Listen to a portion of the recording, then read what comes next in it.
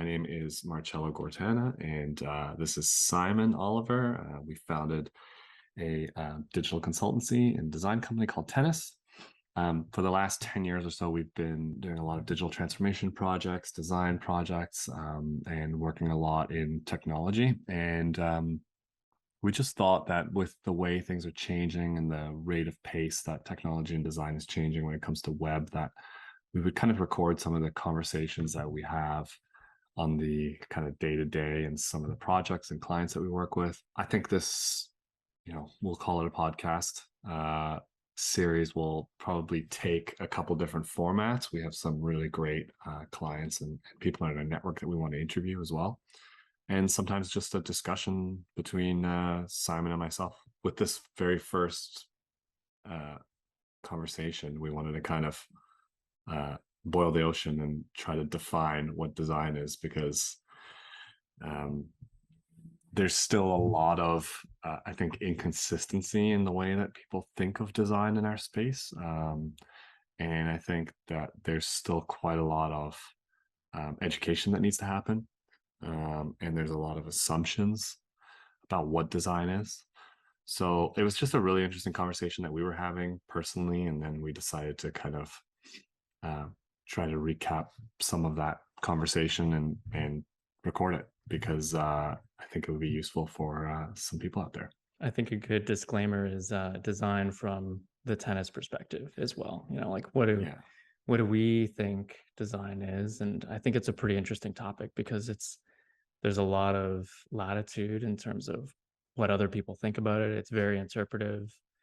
It's got a rich history. It's kind of amorphous in the sense that design can be so many things, but depending on the field, it's hyper focused on solving certain challenges. Yeah, and I think the other thing that we should probably note is that we also have a bit of a different viewpoint on a lot of these topics, because we are practitioners but also business owners and entrepreneurs. So I think we probably have a very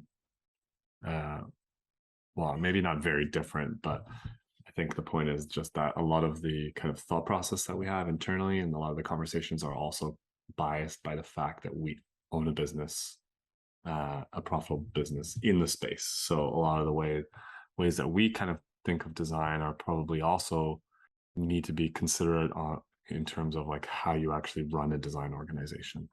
Yeah, I think that's a great distinction. At a high level, we're basically talking about what design means to us. Design to me, in the context of our business, is it's planning. It's planning and then followed by the execution of that plan. And for me, it's not a lot about aesthetics. I think largely in my role, I do appreciate things that are appealing visually, experientially, but at the end of the day, in my role, it often comes down to planning a project around business objectives and problem framing in order to, cascade that to other production team members who do focus on the execution and the aesthetics of things.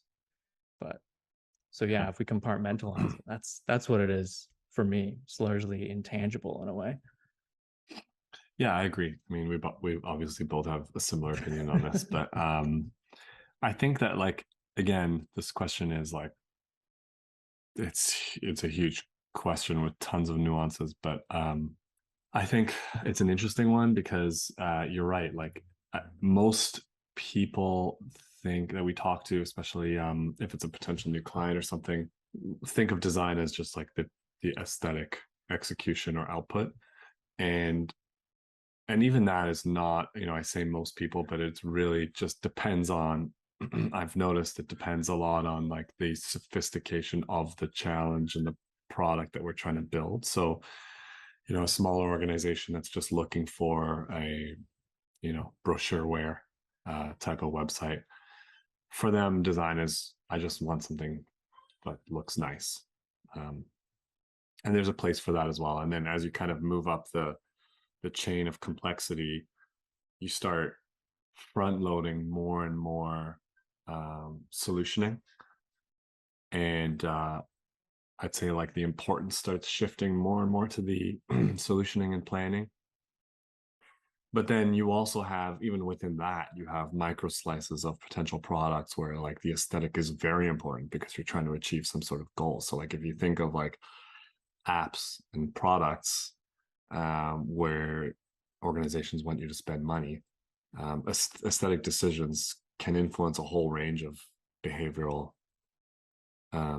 decisions of audiences, right? So like the colors, the mood that you're setting, the interactions. Like I think of like when we were looking at Robinhood back in the GME phase, where people were kind of like criticizing Robinhood as gambling because they had interactions where if you made a trade, they would like shoot confetti, and there was a younger demographic that was using that trading platform. So I was thinking about what is design, and it's built out of four pillars. I think there's research, problem identification, planning, and execution, and each one of those pillars goes really deep.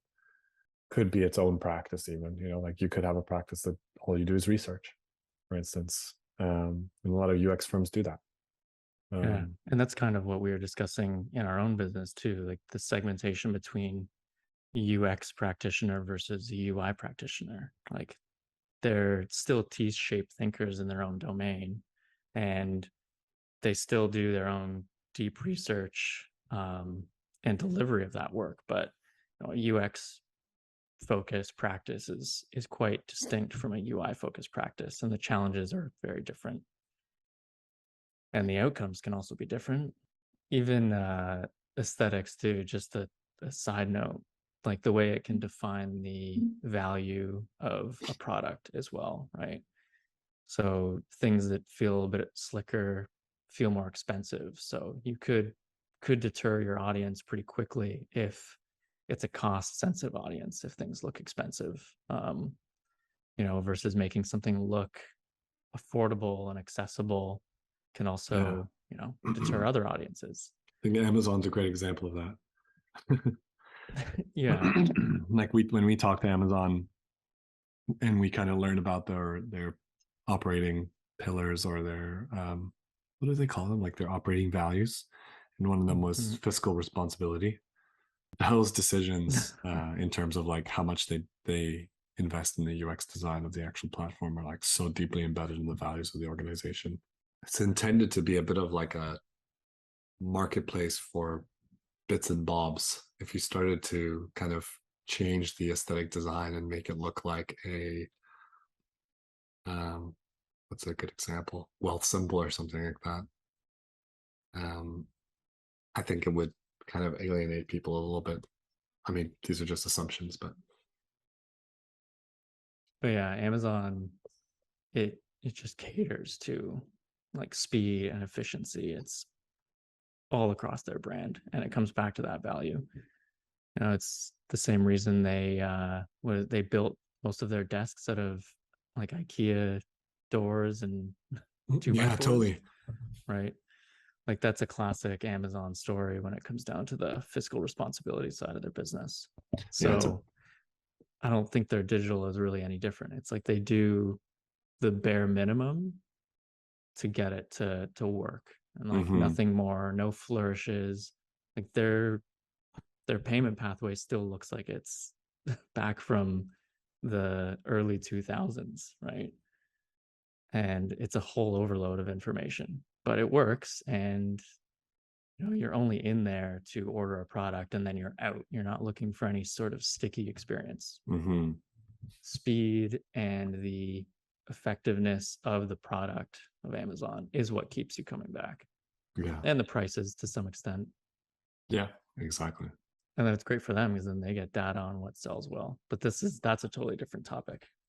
Yeah, this is very you could go very deep in a lot of these avenues that we're talking about. But I guess the point we're trying to make is aesthetics.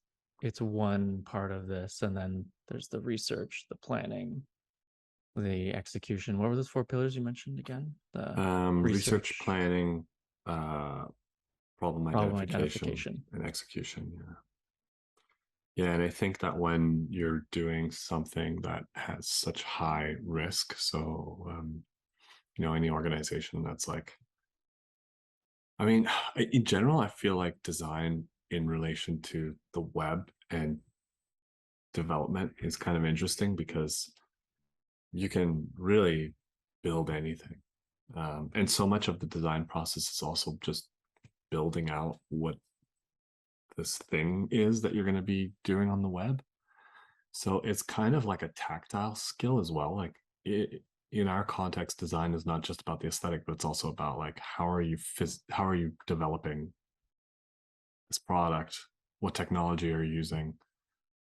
Um, Decisions around like total cost of ownership, hosting, like all of these like I'm going to call them maybe offend some people, but all of these unsexy technology decisions and pathways that you have to go along that are not at all related to, I mean, they are related, but like in people's minds, when they think of design, they think of, creative output, but there's a whole lot of, like in the web and technology space, there's a whole lot of engineering that needs to happen as well. Mm-hmm. Um, and that's just on the, again, on the execution side. You Yeah. can't even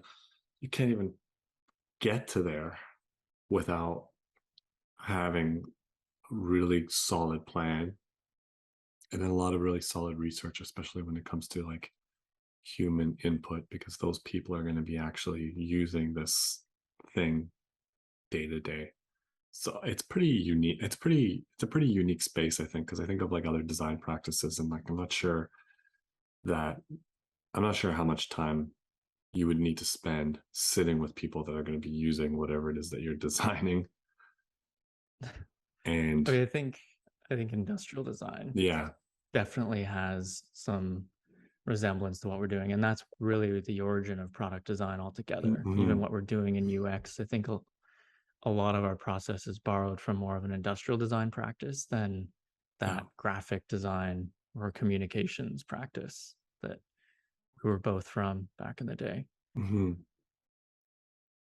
I liked what you said just about like de-risking stuff, and like it got me thinking like design, the framework of any design process is really about that. That's what we're trying to do at each and every stage is de-risk the process, de-risk the investment, and Mm-hmm. then, it's like the research is okay, well, what are we, what are we doing? What's our boundary around the work that we're going to be doing? And then problem identification, that de-risks the process because it allows you to say, well, which problem are we going to focus on? We're not going to boil the ocean. We're going to focus on these key problems because we know that they're going to have the biggest amount of business impact. So again, that de-risks the decision making around what to focus on. And then there's the planning, which de-risks the execution process because now you're figuring out, all right, well, we know what problem we're solving. Now, what do we have to do in order to implement these changes? And then there's the execution, which are, there is de-risking involved, but I would say that some of the execution, given that it straddles the like aesthetic boundary a bit, gets a little bit muddier. It's less about de-risking. And I get the sense in our profession that UX has allowed us to try to de-risk aesthetics by like pointing to research and being like, hey, no, like this button, this size, Yeah. this Yeah. look and feel will always work the same. Yeah. It like homogenizes the design practice, but it also gets at something that I think a lot of designers who are in school right now just crave: data driven outcomes. No one wants to stand up in a crit and then try to justify something and then like get torn down without the ability of supporting it something. There's always this like turn to, oh well, the data supports this, the data supports this, rather Yeah. than saying my gut feeling about this is that, we're gonna go with this color and this shape of button, Mm-hmm. which is it's kind of weird. It's like, Do you think that happens a lot still? I think it's just like what I know in our cohort, like back in university, it's what people strove for. Like if your design was connected to your opinion or your like perspective, it's way easier for someone to come in and tear down your opinion versus someone standing up and saying, we went with this decision because, X% of the audience does this, X% of the Yeah. market is doing this, Well, right? I think that's You can't great. argue with that. Yeah, I think that's great. I'm just curious whether a lot of people still design by gut. I think that like I think they for do. people that Yeah. have a lot of experience, there's maybe some merit in it, but I kind of see like even website design or anything that's designed for people on the web uh, as kind of similar to decisions that you would make about a business. Like, I'm going to start a business and I'm going to sell this product. Okay, great. Do people want that? Like, Hmm. are you making an assumption? Is this all about you, or is it about, for any business decisions, right? Like, is this all about you and your ego and your assumptions, or are you making these decisions because people are actually asking for this? Um, So anytime you have a product or service or anything that's being used by the public or customers or consumers or audiences, um, yeah, I mean, there's some small decisions that like have kind of become standardized. And as someone with experience, you might be like, okay, yeah, like we should do this because this is just the standard and people are used to it. And I know it's going to work.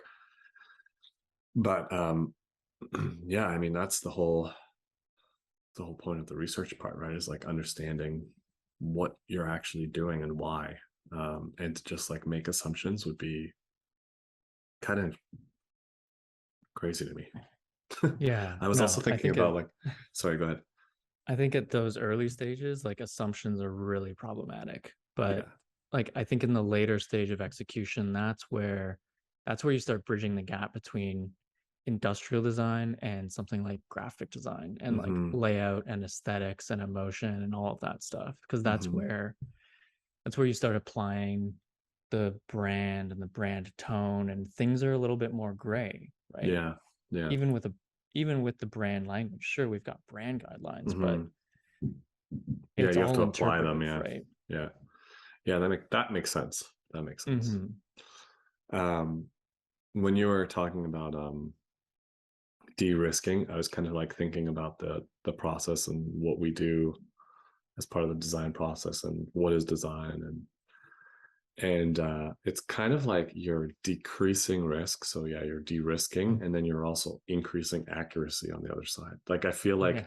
when people when organizations come to us an idea, it's so vague and there's so much risk. And for the first like phase of our process, we're always kind of like trying to help to decrease risk, but then also increase accuracy by doing all of the research and really trying to identify and define like what is it that we're even solving together, like what are we actually building. So anyways, it was just a thought that I had. That accuracy part is something we don't usually talk about. And as we were as you were talking about that, I was like, the one thing that's missing in our language is just like talking about how we help. And I don't even know if that's would make any sense, but increasing the accuracy of what you're actually delivering is such a huge part of the design process. Yeah. I I love something about that idea. We should Mm-hmm. definitely talk about including accuracy Mm-hmm. because it comes up so often, I'd say, in our work with larger, more like enterprise projects because there's so many shiny things when you're doing a digital transformation or a new product. Like, how do you stay focused? How do you ensure that you're, accurately executing something, like making the right decisions along the Mm-hmm. path? Mm-hmm. And part of what we do now is just like that's just through facilitation. But if we were to have a more concrete framework for saying, you know, like this is how we keep the project accurate, right? And Yeah. maybe accurate's the wrong word, but I get where you're coming from. Yeah. I mean, I don't know. I think it is because you start off with this idea, and then the first phase is, research and talking to the actual consumers. And like, you might start off here, and by having those discussions with the people that are actually going to use your product, you start to kind of narrow down to like, oh, okay, this specific thing is what someone wants to be able to do on this web app or this app or whatever. And then you can start to narrow down and refine even more by creating the business model and all that stuff as well. Anyways, it's interesting. It literally just came to mind as we were having this discussion. No, it's a good metaphor. It's like accuracy, targets, like the language is all still there. Right? Like, what are you aiming for? What is your goal? Right? How Yeah, are you going to hit that goal? How are you going to stay focused on it? totally. And the most problematic projects that we've had have been the ones where, organizations have not been able to focus on the core thing at hand.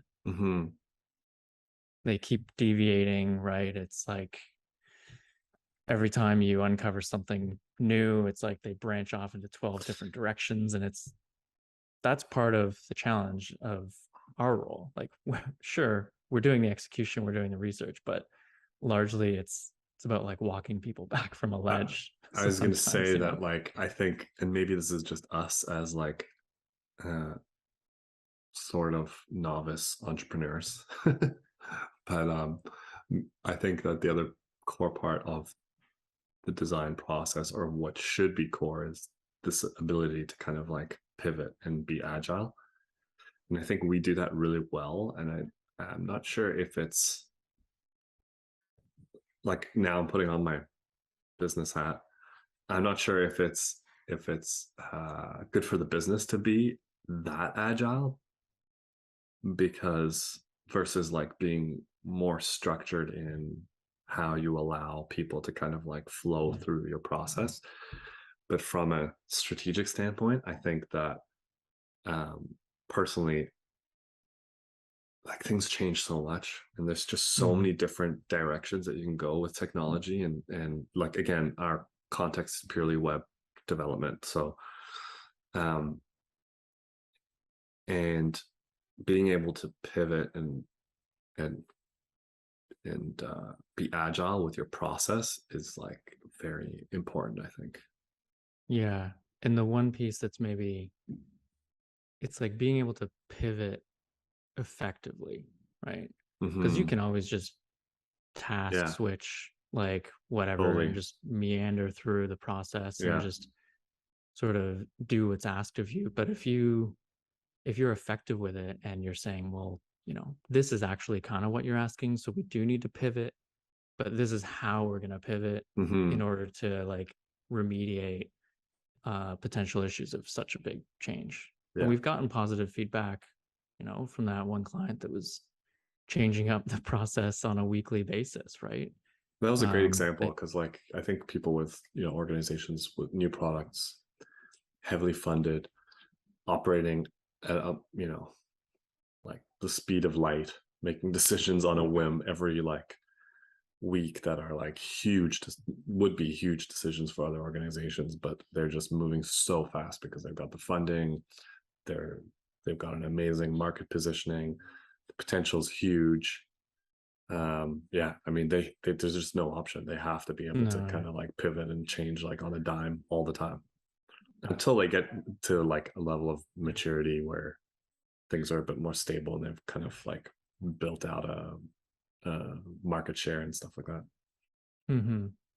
And I think the last point about pivoting that we've been really effective at, in my opinion, is documentation. Like when we pivot, we make sure that deliverables are labeled as like incomplete, or they're like what their status is. There's still deliverables, there's still design artifacts that can be used further down the chain. It means that if you're pivoting from that and then you go and like there's 10 pivots down the line, and for some reason you come full circle back to your first your first direction, you still have that information to leverage. And maybe you'll be reminded of why you deviated from it to begin with. Yeah. So I think just us as an organization, like we're a bit insane with the level of documentation and design artifacts that we create, but it's a positive. Mm-hmm. Yeah. Anyways, let's maybe wrap it up. So I think, like, in conclusion, what is design? There's the creative Complicated. output side of it, and then there's the process side of it. And for us, the process side of it is really about research, problem identification, planning, and the more complicated the output, the more emphasis that you need to put on those phases. But Yeah. obviously, it's nuanced, and it's like you need to be agile, and you need to be flexible, and you need to be less rigid with your idea of how you should approach designing a product. And I think from a client side too, because what Yeah. you think you want sometimes as a on the client side, and what you're kind of stuck on, because you just are comfortable with that technology, maybe may not actually be the right direction for you. Everyone's obviously has their own use cases, which is a whole other part of the discussion. But Yeah. Technology would be a great discussion to have. Yeah. I mean, I think just to articulate what you said, like echo it back, it's oftentimes like what you see design wise or what you interpret as design is really just the tip of the iceberg. Like all of the work and research and Yeah. planning and technology procurement that has gone into that little like bit above the waterline is immense. And it's not easy. It's not always a clear path. So it's just really important that if you're ever evaluating design or you're trying to make a decision based off of design, to not take a product just purely at that face value of aesthetics, right? How does it Yeah. look? How does Yeah. it feel? Totally. Because there's a lot more in the background. Yeah. Awesome.